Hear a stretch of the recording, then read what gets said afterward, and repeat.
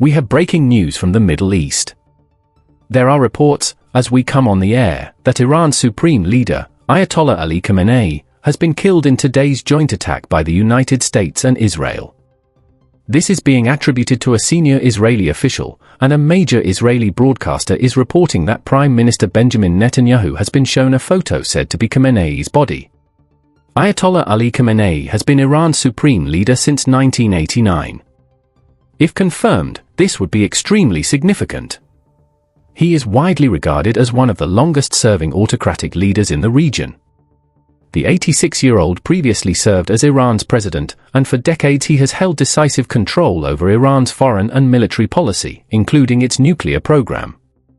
At this hour, reporting indicates that, based on an initial bomb damage assessment, Israeli officials are presuming the supreme leader is dead.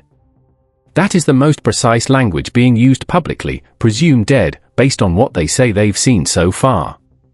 However, there is still no definitive, independent confirmation being described, such as DNA verification or an official announcement that meets the standard of absolute proof often required by governments, including the United States.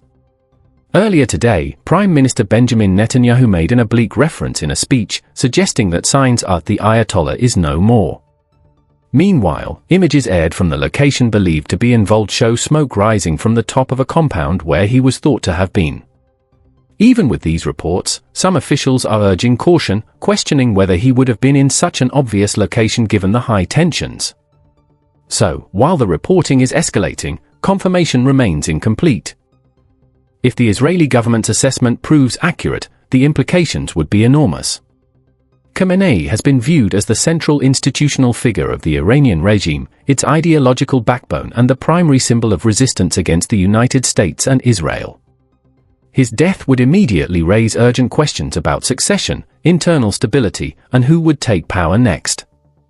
Analysts have long warned that a successor may be another hardline ideologue, rather than a pragmatist, meaning the outcome may not necessarily reduce tensions. This also comes as the President of the United States has described a broader, sustained military operation, not limited to a single target, and has publicly called for the Iranian people to rise up, framing it as a push toward regime change. In that context, even if this reported killing is confirmed, it may represent a major symbolic and operational blow, but not the end of the conflict. In fact, it could accelerate the risk of a wider regional war. We will continue to follow this developing story and bring you updates as more verified information becomes available.